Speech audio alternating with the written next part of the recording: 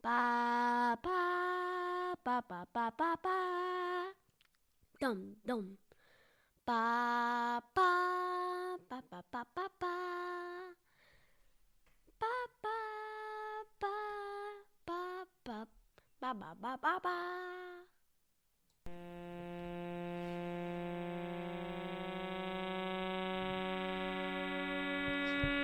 Ce que vous entendez, c'est le son de 16 pulsars.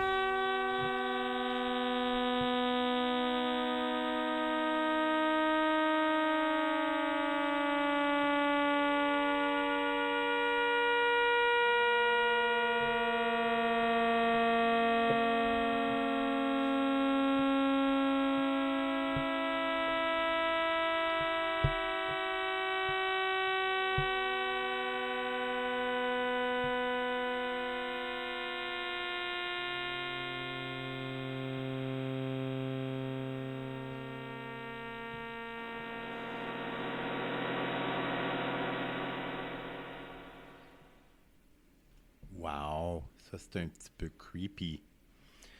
Comme Louis vous l'a dit, c'était le son de pulsar. 16 pulsars. Je pense qu'on vous lance un défi de voir quand un pulsar commence et l'autre termine. Essayez de compter les 16. À la toute fin, c'est tous les pulsars en même temps. Les pulsars, c'est un type d'étoile. Donc, on a décidé de commencer notre émission 2, notre épisode 2, avec le son de ces étoiles, parce qu'aujourd'hui, on va parler d'étoiles et de galaxies. Ça va bien, Louis? Ouais. Oui, Louis, moi aussi. Il fait beau, on est heureux. Donc là, Louis, tu vas commencer par quoi? On va parler d'étoiles. Donc, on va commencer par le début, ce qui veut dire, premièrement, qu'est-ce qu'une étoile? Ben, une étoile, c'est une boule de plasma. Pour ceux qui ne savent pas, du plasma, c'est un gaz qui est ionisé, donc qui a soit des électrons en trop ou en moins. Ça arrive quand on chauffe un gaz, hein, très, très, très chaud. Ouais. Donc, quand on parle de les états de la matière, on a solide, Liquide, gazeux, et plasma. plasma. En passant, il y en a beaucoup plus, mais ça, c'est les 4 fondamentales. Ouais. Donc, quand un gaz devient extrêmement chaud, il devient du plasma. OK. Comment ça... Des fois, on dit que ça vient au monde. OK, c'est pas vivant. C'est-tu vivant, une étoile? Non. OK. Comment ça apparaît? Comment ça se produit? Comment c'est créé une étoile? Ben, premièrement, t'as la nébuleuse. Qui est quoi? Je sais pas c'est quoi une nébuleuse, moi. Ben, c'est... Justement, j'allais l'expliquer. C'est un nuage de gaz et de plasma très dense. Puis il y a plusieurs étoiles, il y a plusieurs jeunes étoiles dedans. À un point, la gravité va être tellement grande que ça va... que tout va se rassembler. Puis la pression va être assez grande pour commencer une réaction nucléaire. Puis c'est comme ça qu'une étoile naît. Donc, une étoile, c'est des réactions nucléaires. Ouais. Comme les bombes nucléaires, comme Ouais. l'énergie nucléaire. Ouais. Wow, OK. Mais c'est pas les mêmes réactions nucléaires. C'est pas les mêmes réactions. Ouais. C'est fait de quoi les réactions? De l'hydrogène, de l'hélium, puis du carbone. Du carbone aussi? Je pensais que... Ah oui, OK, à la toute fin, hein? Ouais. Oui. Puis aussi, dans une bombe nucléaire, ça va être de la fission nucléaire. Puis dans une étoile, ça va être de la fusion nucléaire. Fission nucléaire, c'est que les noyaux se séparent. Ouais, les noyaux se défoncent. Se puis défont. ensuite, Ça libère énormément de chaleur, hein, c'est Ouais. ça? Et puis dans l'étoile, c'est le contraire. Donc, c'est des noyaux qui se combinent. Ouais. Puis ça va faire beaucoup plus d'énergie. Beaucoup plus d'énergie? Ouais. Ah, je savais pas que c'était plus d'énergie. OK. Puis c'est pour ça que le hélium dans l'étoile... Non, pardon. L'hydrogène dans l'étoile devient de l'hélium. devient de l'hélium parce que là, les particules d'hydrogène se frappent. C'est ça? Ouais. Se fusionnent Ouais. et libèrent beaucoup, beaucoup d'énergie. Exactement. OK, donc ça, c'est la naissance des étoiles dans les nébuleuses? Ouais. Cool, cool. Les nébuleuses, on peut en voir à l'œil nu même, si on sait où regarder, hein? Ouais. On en a vu dans le télescope une fois. Ouais. C'était laquelle? La nébuleuse d'Orion. D'Orion. Dans la ceinture d'Orion, tu peux voir que tu vois pas des gros détails, mais on pouvait voir comme un nuage coloré, brillant. Ouais. Ouais. Ouais, ça, c'était pas mal cool. Bon, OK, donc ça, c'est pour les nébuleuses puis la naissance des étoiles. Mais à la dernière épisode, on avait parlé un peu du début de l'univers jusqu'à environ 400 000 ans après le Big Bang. Donc, les premières étoiles, est-ce qu'elles sont apparues à ce moment-là? Non. Alors, quand est-ce qu'elles sont apparues, les premières étoiles? Les premières étoiles sont apparues il y a 200 millions d'années après le Big Bang. Donc, il y a à peu près 13,7 millions d'années. 13,7 millions d'années dans le passé. Donc, ça a pris comme 1 million d'années et demi après les premières particules pour que les étoiles apparaissent, c'est ça? Ouais. Ça semble long. Est-ce que c'est long? Quand même. Quand même, hein? Mais je pense pour l'univers, pour l'âge de l'univers, c'est pas si long que ça. Ouais. Ouais, parce que l'univers a environ 13,8 millions d'années. Milliards d'années, pardon. Puis les premières étoiles apparaissent il y a environ 13,7, 13,6 milliards d'années. Donc, ça fait pas une grosse différence. Ouais. Oui, mais pas pour nous. Ouais. OK. Et les galaxies, eux autres, on va en parler plus tard des galaxies, mais à ce moment-là, il y a des nébuleuses. Dans les nébuleuses, il y a des nouvelles étoiles. On va parler de comment elles se forment là, bientôt. Mais est-ce qu'il y a des galaxies à ce point-là? Est-ce que notre Voie lactée existe? Non. Non? Oh, wow. OK, so il n'y a pas de galaxies. Les galaxies apparaissent quand? 400 millions d'années après le Big Bang. 400 millions d'années, OK. Donc 200 millions d'années après les étoiles. OK, donc les premières étoiles apparaissent, puis ça prend 200 millions d'années avant qu'il y ait des galaxies. Ouais. OK. Veux-tu me parler des types d'étoiles? Nomme-moi des types d'étoiles. OK, puis parle-moi un peu si tu veux. OK, il y a les naines blanches qui sont les étoiles mortes. OK, OK.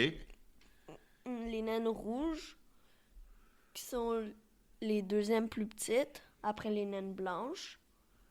Les naines jaunes comme notre soleil. Notre soleil, c'est une naine? Ouais. Elle n'est pas grosse, c'est pas une grosse étoile, notre soleil? Non. Pour le vrai? Ouais. Je pense que les naines jaunes, c'est comme les plus communes hein, dans l'univers. Ouais. Il y en a notre soleil, il est vraiment juste moyen. Il est juste normal. Il n'y a rien d'excitant. Il n'est pas gros, il n'est pas petit, il n'est pas chaud, il n'est pas froid, il n'est pas vieux, il n'est pas jeune. Ouais. Ouais. Ensuite, tu as les naines rouges, les géantes rouges, super géantes bleues, qui sont les plus chaudes, et les super géantes bleues, puis les super géantes rouges. Donc, les super géantes rouges sont les plus froides et les plus grosses. Les super géantes bleues sont très grosses et c'est les plus chaudes. Ils sont à peu près 100 fois plus grosses que le Soleil. OK. Et ils sont 10 fois plus chauds. OK. Ce qui fait 50 000 Kelvin. 50 000 Kelvin, puis ils sont 10 fois plus chauds que notre soleil. Ouais. Ce qui veut dire que notre soleil, il est à peu près à 5 000 Kelvin. Ouais. OK. Puis c'est chaud, ça, 5 000 Kelvin? Ouais. Oui, ça fait bouillir, ça réchauffe un café rapidement. 50 000 Kelvin? Ouais. OK. C'est plus chaud que juste après le Big Bang. Ah oui, OK. Ça, c'est très chaud. OK. Puis donc là, les supergéantes bleues, 100 fois plus grosses que notre soleil. C'est gros, ça, quand même. Et puis les supergéantes rouges, eux autres, tu peux nous en parler un peu? C'est les plus grosses. 5000 fois plus sont 1500 fois plus grandes que le Soleil. Que le Soleil. 1500 fois plus grandes que le Soleil, Ouais. mais sont plus froides. Ouais. OK, ça, je trouve ça bizarre, par exemple, parce qu'elles sont tellement grosses, mais sont plus froides. Ben, on ne devrait pas dire plus froides, hein?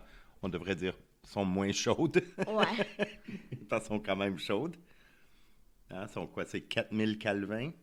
Ça, c'est quand même assez chaud, mais sont plus grandes. Comme moi, j'aurais pensé que une grosse étoile géante aurait été super chaude. Ouais. OK. Puis on a des exemples. On peut en voir d'ici. On peut en Ouais. voir à l'œil nu. Ouais. Comme Beetlejuice. Beetlejuice. Pour ceux qui ne savent pas, Beetlejuice, c'est pas un film. C'est une étoile. Oui, c'est un film, mais le personnage dans le film, il est nommé pour une étoile qui est nommée pour, si je me souviens bien, c'est un dieu de l'Antiquité. Je me rappelle plus trop. Ouais. Lequel? Je sais pas, mais qui est encore une fois dans Orion. Dans Orion, oui, Ouais. on aime beaucoup Orion. La constellation d'Orion. Mais on la voit pas toute l'année. Ouais. On la voit quand, Orion? En hiver. En hiver. Ça, c'est au nord, hein, l'hémisphère nord. Ouais. OK, très cool. Donc, les étoiles naissent dans les nébuleuses, des nuages gigantesques de gaz chaud, de plasma. Et tu nous as dit que la gravité attire toute la matière dans des petits points qui deviennent plus gros. Puis quand la pression est assez forte, les atomes d'hydrogène commencent à fusionner. Ils se frappent ensemble, ils se fusionnent, puis là, oh, tada, lumière, c'est ça? On a une proto-étoile. On a une proto-étoile, OK. Donc, c'est quoi le restant? On va parler du cycle de vie de l'étoile, mais on comprend très bien que c'est pas vraiment vivant. OK, parle-nous du cycle de vie d'une étoile. Premièrement, on a les naines rouges qui commencent en naines rouges. Ils deviennent des naines bleues, puis ensuite des naines noires. Puis c'est juste leur luminosité s'affaiblit. La luminosité s'affaiblit. Ouais. OK. Ensuite, il y a les naines jaunes. Comme la nôtre, là, hein? Les étoiles moyennes. Là. Ouais, OK. le soleil. Ils vont devenir... ils vont une naine jaune. Ensuite, ils vont... une fois qu'ils auront épuisé tout leur hydrogène, les étoiles vont commencer à refroidir et à enfler, puis ils vont devenir des géantes rouges. OK, est-ce que notre Soleil va devenir une géante rouge Oui. à la fin de sa vie, oui? Ouais. Ils ont épuisé leur hydrogène et leur hélium, ce qui veut dire qu'il n'y a plus de réaction nucléaire, c'est ça? Ou il y en a moins? Au contraire, il y en a plus à cause... Les réactions sont plus fortes à cause que c'est... une fois que l'hydrogène est épuisé. Fait que les réactions sont plus fortes. Oui. Fait que c'est pour ça que Et qu'elle devient plus grosse? Ouais. Ah, OK. Donc, elle enfle. Quand elles ont épuisé tout l'hydrogène, là, elles commencent à épuiser leur hélium et elle devient grosse. Ouais, elles vont enfler. À cause que la gravité est plus assez forte pour les garder de la même Ah, je comprends. Donc, la masse à l'intérieur, elle ne se fait plus attirer par la gravité vers le centre. Donc, l'étoile grossit. Ouais. OK. Puis elle va faire des genres de pulsations. OK. Puis là, une fois que tout le carburant est épuisé, les couches externes de l'étoile vont se dissiper dans l'espace. OK. Ensuite, l'étoile elle va devenir une nébuleuse planétaire. OK. Puis ensuite, le cœur de l'étoile va progressivement mourir pour devenir une naine blanche. Ah, puis tu avais parlé ensuite, avant, c'est ça, une naine noire. Puis ensuite, une naine noire. OK, donc notre étoile va progressivement grossir. Elle va engloutir en passant. Je ne veux pas faire peur aux gens, mais le Soleil va engloutir la Terre. Probablement la Terre. On est certain qu'elle va engloutir Mercure et Vénus. OK, puis probablement la Terre. Mais peu importe, la vie ne sera plus possible sur la Terre à cette époque-là. Ouais. Inquiétez-vous pas, la gang. Il reste environ 4 milliards d'années avant que ça arrive. Ouais. Puis en passant, les naines noires, ça prend tellement de temps à se former que l'univers, il est plus jeune que le montant de temps que ça prendrait. Ah, donc ça va même pas arriver à ce point-là? Ah non, ça pourrait parce qu'il continue à Ouais, vieillir. ça pourrait, mais il n'y en a pas encore de naine Il y en noire. a pas encore. C'est juste comme une théorie. Ah, OK. Sur les naines noires, c'est théorique parce que aucune étoile s'est rendue jusque-là encore. Ouais. Wow. OK. Puis là, les supermassives puis les massives, eux autres, c'est ceux qui nous intéressent beaucoup, hein, Ouais. quand elles viennent en fin de vie. Ouais. Donc, ils vont progresser comme les autres, vont brûler tout leur carburant, Ils vont enfler. enfler, encore plus grosses qu'elles le sont déjà. Ensuite, une fois qu'ils ont épuisé tout leur carburant, là, au lieu de se dissiper dans l'espace, les couches externes vont elle va genre exploser, puis imploser Imploser, OK. en supernova. Donc, ça fait comme un... Ah, comment il appelait ça, Hawking? Mais il parlait pas des étoiles, il parlait de l'univers. Le Big Crunch. Ouais. So, si on parle pas de l'univers, on parle des étoiles, elles grossissent, puis ensuite, crunch, elles s'écrasent sur elles-mêmes. Ouais. OK. Ben, elle va grossir, genre 100 fois plus grosse que sa taille initiale. Ensuite, elle va exploser puis imploser. Puis imploser. OK. Puis là, qu'est-ce qui arrive? Ensuite, si le noyau qui subsiste après est entre 1,4 et 3 fois plus massif que notre Soleil, ça va devenir une étoile à neutrons, donc un attends une minute. pulsar. Un pulsar. Donc, si vous vous rappelez les sons du début de l'émission, puis on va vous en faire écouter encore. On va vous en faire écouter maintenant.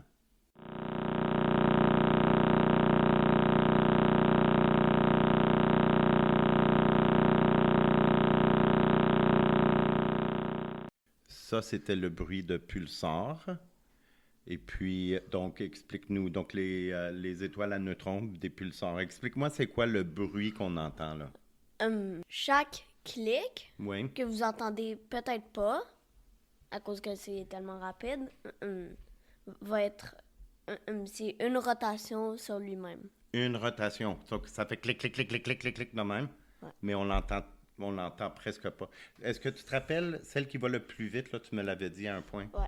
OK, donc le pulsar, je sais pas trop. Le pulsar qui tourne sur lui-même le plus vite, tourne à quelle vitesse? 42 960 rotations par minute. Wow, stop. 42 960 rotations par minute. Ouais. À chaque minute, Ouais. presque 43 000 tours sur lui-même. Ouais. Là, je lance un défi à nos écouteurs. Là. Levez-vous debout tout de suite. Tournez sur vous-même le plus rapidement possible. Puis comptez en une minute combien de rotations vous pouvez faire. Okay, ça l'égale à une vitesse de quoi? 70 000 km par seconde. 70 000 km par seconde. Wow! OK, c'est très vite. Puis aussi, une cuillère à thé du pulsar Oui. est plus lourd que toute la population terrestre. Population humaine. Ouais. Donc, si on prend toute la masse de la population humaine, puis on la mettait dans une cuillerée à thé, c'est l'équivalent de la masse. Non, c'est moins lourd. C'est moins lourd. Ouais. Tu me niaises. Moins lourd Qu'une cuillère à thé. qu'une cuillerée à thé de... Non, même pas ouais, OK. Du pulsar. Du pulsar. Donc, c'est très, très, très dense. Hein? C'est ça que tu me dis, là. Ouais. OK. Et aussi, il est moins de 32 km de diamètre. 32 km de diamètre? Ouais. Tu as fait 40 km de vélo hier. Ouais. Donc, le pulsar est moins... son diamètre, tu pourrais faire du vélo d'un bout à l'autre. Non. Tu te ferais écraser. Tu te ferais écraser? OK, mais tu pourrais faire 32 km de vélo facilement. Là. Il y a plein de gens qui font ça. Tu peux marcher 32 km facilement. Ouais. Puis un marathon, c'est 42. Bon, alors c'est moins grand que la distance d'un marathon. Ouais. Puis ça a une masse plus grande. Non, une cuillerée à thé, c'est plus lourd que tous les humains mis ensemble, c'est ça? Ouais. Malade. Et aussi, tout le pulsar, il est aussi lourd qu'un demi-million de planètes comme la Terre. Un demi-million de planètes Terre. Ouais. OK. Ça, moi, ce que je trouve intéressant, là, c'est que ça, c'est si l'étoile est de 1,4 à 3 fois plus massive que notre Soleil. Qu'est-ce qui arrive si c'est plus que 3 fois plus massif? Ça va devenir un trou noir. Un trou noir. Notre épisode numéro 4, pour vous donner un avant-goût, là, c'est notre deuxième épisode. L'épisode 4, ça va être sur les trous noirs. Tout ce que vous voulez savoir sur les trous noirs, incluant la spaghettification. Ouais. Attendez, je vais juste essayer de... Louis feuille de ses notes. Donc, aussi, il y a le trou noir qui est au centre de notre galaxie, la Voie lactée. Il est... Il y a un nom, ce trou noir-là. Ouais. Comment Il il s'appelle? s'appelle Sagittarius A étoile. OK. Sa masse est 4 millions de fois plus que celle du Soleil, à peu près. Donc, Sagittarius A étoile, Ouais. le trou noir au centre de la Voie lactée, Ouais. a une masse de 4 millions de soleils. Ouais. OK, mais le soleil est pas mal massif, il me semble. Ouais. J'ai lu ça dans un livre une fois. OK, c'est très massif, donc. Ouais. OK. Mais on ne veut pas trop parler des trous noirs parce qu'on a toute une émission Ouais. qui va arriver. Donc, puis ça, c'est la fin des étoiles? Elles deviennent des naines blanches, possiblement des naines noires, ça c'est théorique. Ouais. Sinon, elles vont devenir des pulsars, c'est ça? Ouais. Des étoiles à neutrons. Ou des trous noirs. Ou les très très grosses vont devenir des trous noirs. Donc notre étoile à nous, là, dans notre quartier à nous, Ouais. ça va pas devenir un trou noir, elle n'est pas assez grosse. Non. Puis ça va pas devenir un pulsar non plus parce qu'elle n'est pas assez grosse. Non. Ça va devenir une naine blanche. Ouais. Et possiblement, si les théories sont bonnes, une naine noire éventuellement. Ouais. Ah, OK. Et puis ça, c'est la vie des étoiles. Ouais. On était censé faire Galaxie, mais on approche le 25 minutes pour ce podcast. Je pense l'épisode 3, c'est l'échelle du cosmos. Ouais. Donc peut-être que pendant l'échelle du cosmos, on pourra parler un peu de la formation des galaxies. Ouais. Qu'est-ce que t'en penses? Ouais. OK. Parce qu'on a juste dit quand ils sont apparus. Les étoiles, les galaxies? Ouais. On a juste dit à quelle époque ils sont apparus. Ouais. OK. Bon, alors c'est tout pour ce podcast. Merci beaucoup, Louis. C'était très enrichissant. J'ai appris plein de choses. Des choses que je ne savais pas. Comme pourquoi que ça s'appelle une étoile à neutrons. Tu m'as expliqué ça. Tu ne l'as pas expliqué aux gens, mais tu me l'as expliqué à moi. Ouais. OK. Puis des pulsars. Puis on a trouvé des beaux sons pour les pulsars aussi. Ouais. Donc, on se dit au revoir. On dit au revoir à nos écouteurs. Ça se dit pas très bien, ça. Auditeur. Merci, nos auditeurs. On va dire au revoir à nos auditeurs. Et puis, c'est ça. Là, la tâche à papa, c'est de faire du editing. Ouais. Puis, j'espère que notre épisode 2 est meilleur que notre épisode 3. Je suis encore en train d'apprendre comment utiliser les logiciels pour couper des segments, ajouter des pistes sonores. Que notre épisode 1, tu veux dire. Ouais, qu'est-ce que j'ai dit? 2? 3. Ah, 3. 3 va être meilleur que 2, 2 va être meilleur que 1. 4 va être meilleur que 3. Ouais. 5 va être meilleur que... Ouais.